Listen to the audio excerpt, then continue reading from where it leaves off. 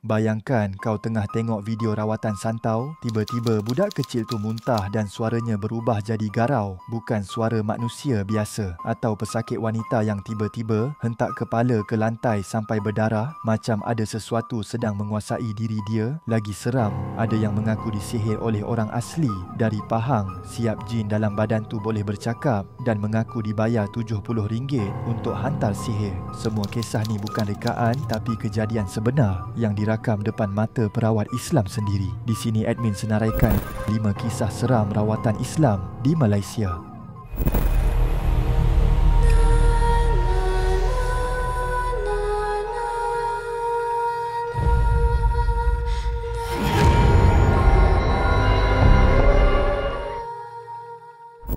Nombor 5. Pesakit itu menghentak kepalanya sampai berdarah. Menerusi YouTube Malam Seram, Ustaz Tamlika berkongsi satu pengalaman yang takkan dia lupa seumur hidup. Seorang pesakit perempuan yang dirawatnya tiba-tiba menghentakkan kepalanya ke lantai dengan kuat berulang kali, seolah-olah ada sesuatu yang sedang menguasai dirinya. Habit yang dia akan hentakkan kepalanya di lantai. Dia kan bam. Dan bila kita nampak tu, itu di antara seteruk-teruk cara kita boleh cederakan diri kita sendiri.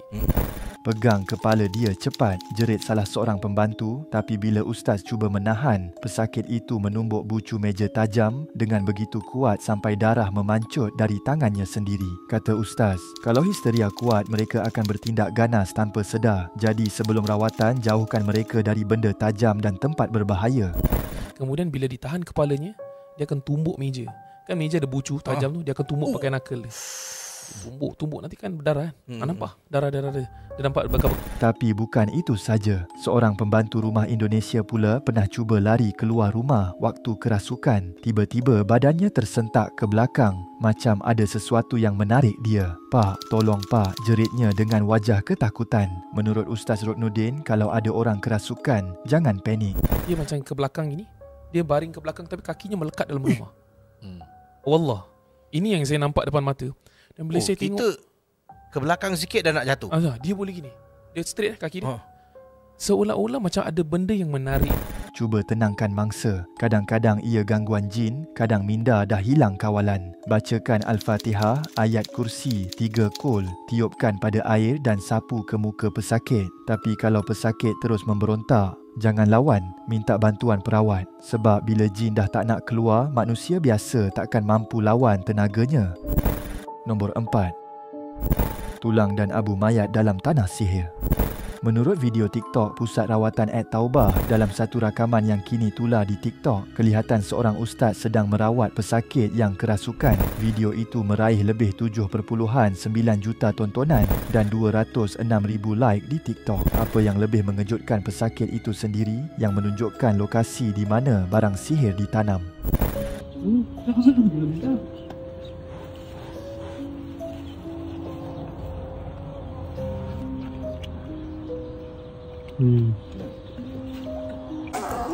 Tak apa. Mana? Ustaz yang merawat segera menggali tanah tersebut dan terkejut bila melihat ada tulang dan abu mayat di dalamnya. Menurut ustaz, ketika jin dalam tubuh pesakit, ia akan dipaksa untuk menunjukkan lokasi di mana buhul sihir ditanam. Air penawar pula akan disiram ke kawasan itu untuk melemahkan pengaruh sihir sekaligus memudahkan pencarian. Mana? Jadi mana? Ya Umma Mindah, in kunti amanti billahil azim. إذا أراد شيئا أن يقول له كن فيكون وما كانوا يعملون فغلبوا هنالك وانقلبوا صاغرين وألقي السحرة. Alhamdulillah, Allah izinkan satu-satu rahsia ni terbongkar, kata ustaz sambil menghembuskan doa. Akhirnya terjawab misteri tuan rumah selalu diganggu lembaga hitam dan sakit misteri. Tanpa sebab, proses ruqyah diteruskan sehingga pesakit benar-benar pulih. Rata-rata netizen turut berkongsi pengalaman seram mereka. Seorang pengguna bernama Mami menulis, "Kakak saya kena sihir sampai meninggal. Tak sempat nak buang sebab dihantar berterusan." Manakala seorang lagi menulis, "Orang tak percaya sihir padahal dalam Al-Quran pun ada sebut pasal ni. Kadang-kadang benda yang tak nampak tu sebenarnya paling dekat dengan kita." Nombor 3. Tiba-tiba bersilat ketika tengok live ustaz. Menerusi YouTube Pusat Rawatan Al-Idrus, dalam satu video tular kelihatan Ustaz Syafiq sedang merawat seorang pesakit lelaki dari Gerik Perak. Kata pesakit, "Asalnya saya tengok live ustaz je. Tiba-tiba badan saya terus buka silat. Saya sedar, tapi benda tu yang kawal. Dia cakap bahasa Jepun ke Cina, saya pun tak faham." Terus dia masuk, dia buka. Bersilat apa? Dia buka macam ni. Buka. Saya sedar.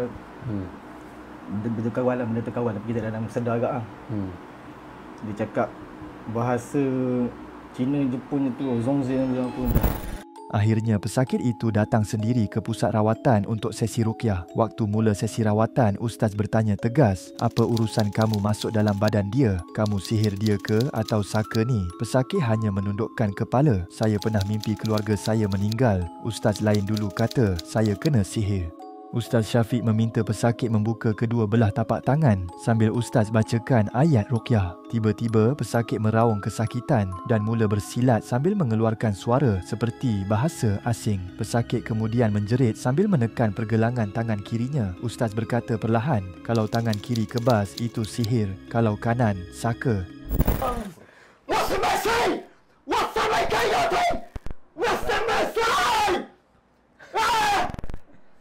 Duduk. Pesakit balas, "Dua-dua kebas ustaz," sambil tubuhnya menggigil. Pesakit kemudian muntah berulang kali, menangis, meraung dan terjatuh ke lantai seperti ada sesuatu sedang cuba untuk keluar daripada tubuhnya. "Lelaki ke perempuan ni?" tanya ustaz. "Lelaki," balas pesakit perlahan. "Aku namakan kamu Abdul Rauf," kata ustaz. Haula wala quwwata billahil aliyyim. Hancurkan ya Allah ikatan sihir di luar badan ya Allah. Dengan izin-Mu ya Allah. Kalau benar jadi zalim ya Allah. Selepas doa dibacakan, pesakit akhirnya tenang. Tubuhnya longlai, namun wajahnya seolah baru bebas dari belenggu yang lama menghantui. Nombor 2. Disihir orang asli dari Pahang. Menurut YouTube Pusat Rawatan Al-Idrus, seorang pesakit dari bangsa Kuala Lumpur datang ke pusat rawatan ustaz. Niat asal cuma nak beli barang, tapi tiba-tiba tubuhnya menggigil, mata merah menyala kerana kerasukan. Ustaz terkejut bila dapat tahu pesakit ini disihir oleh orang asli dari Pahang. Menurut anaknya, sejak kecil lagi ibunya kerap diganggu. Kamu sihir daripada mana ni? Cakap. Orang asli.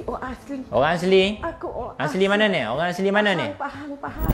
Kadang suka menyendiri sebab ada orang yang suka padanya. Tapi lama-kelamaan penyakit tu makin teruk. Suatu hari suami anaknya jumpa satu plastik dalam kereta. Di dalamnya ada pasir halus. "Ni macam benda tak baik," katanya. Ustaz bertanya, "Pasir tu siapa punya?" Pesakit tiba-tiba bersuara, "Tak tahu tapi tadi ada 2-3 ekor dah lari." Ustaz mula membaca ayat ruqyah. Pesakit menjerit, "Sempitlah, banyak sangat nak masuk." Ustaz terus menyoal, "Kamu ni saka keturunan apa?" Dengan suara serak pesakit menjawab, "Aku orang asli dari Pahang." Ustaz teruskan rawatan dan jin itu akhirnya mengaku dia dihantar oleh orang asli yang dibayar RM70 untuk menyihir keluarga bahagia itu. Saya orang asli dibayar RM70. RM70 saja. RM70. Ya. Orang asli RM70 besar. Besar Tuan cakap boleh RM70. Mau apa? Mau mati ke? Jin itu boleh menjelma jadi biawak, diberi makan supaya patuh pada tuannya. Selepas bacaan panjang, jin itu menangis lalu mengucap 2 kalimah syahadah. "Mulai hari ini aku namakan kau Umar," kata ustaz. Jin itu pun keluar dari badan pesakit, tapi belum habis muncul pula jin lain memperkenalkan diri sebagai bedah saka dari Perak. Jin itu makan darah, nanah dan telur busuk. Ustaz terus memujuknya untuk masuk Islam dan menamakannya Aminah. Akhirnya semua jin keluar. Pesakit sedar semula dan menangis. "Puan banyak bersedih ya?" tanya ustaz. "Banyak," jawabnya perlahan. "Kalau sedih, dekatkan diri dengan Allah sebab bila hati lemah, pintu jin terbuka." Nasihat ustaz. Apa sebenarnya ni? Darah Darah lagi? nanah. Nanah lagi? Mak kamu ada menanah juga? Kini, jin Sakai dan jin Perak itu telah masuk Islam dan wanita itu akhirnya bebas dari gangguan. Nombor 1. Budak kena santau suara bertukar garau depan ustaz. Menurut video TikTok Edika Yusof, Ustaz Edi menunjukkan cara merawat mangsa santau seorang budak lelaki dan ibunya. Video itu telah meraih sebanyak lebih 1.1 juta views dan like sebanyak 41,000 di video TikTok miliknya. Sini Tok, tolak macam ni nampak tak terangkat Tok. Apa yang susah Tok? Orang yang hantar santau takkan tak tahu buang santau, kata Ustaz sambil meletakkan jarinya di dada budak tu. Tiba-tiba, budak itu muntah beberapa kali. Ustaz Edi menekan tengkuk dan kepala budak tu, lalu keluar suara garau dari mulutnya, suara yang langsung bukan milik budak kecil. Bunyi serak dan menyeramkan, buat semua orang yang tengok pun meremang bulu roma.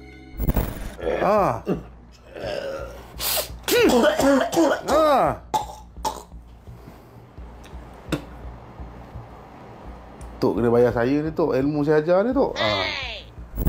Kalau jantung pesakit laju, bulu roma naik sebelum dirawat, itu tanda benda tu berat. Jelas Ustaz. Katanya lagi, sebelum rawatan dia akan solat hajat 2 rakaat. Dalam sujud terakhir dia akan berdoa, Ya Allah bantulah aku, Ya Allah. Kalau semasa rawatan badan tiba-tiba panas sejuk, itu tandanya serangan sedang berlaku. Bila suhu badan kamu berlainan, makna kata serangan tu sedang berlaku pada kamu. Suhu berlainan makna kata kalau kamu pegang, suhu dekat sini dengan kat sini berlainan. Maksudnya kat sini jadi sejuk semacam, tapi sini tak ada apa-apa. Bila tulang belakang tiba-tiba sakit, itu petanda jin dah mula menguasai badan pesakit. Rata-rata netizen pun rasa kesannya. Kenapa aku tengok pun ikut sendawa, rasa nak muntah, tulis seorang pengguna. Seorang lagi komen, ada something dalam diri tu, cepat ruqyah diri sendiri, buat lepas subuh dan asar. Seram kan? Kadang-kadang tengok pun boleh rasa tempiasnya. Semua kisah ni mengingatkan kita bahawa gangguan makhluk halus bukan sekadar cerita lama. Ia masih wujud, malah boleh datang dalam pelbagai bentuk, dari santau, saka, hinggalah sihir yang ditanam dengan tulang dan abu mayat. Setiap perawat menunjukkan satu perkara yang sama, hanya doa, kesabaran dan kekuatan iman mampu melindungi kita daripada bisikan syaitan dan tipu daya jin. Jom komen pengalaman anda atau orang terdekat anda yang pernah kerasukan. Komen juga kisah rawatan Islam di Malaysia, manakah paling seram? Komen juga idea video seterusnya.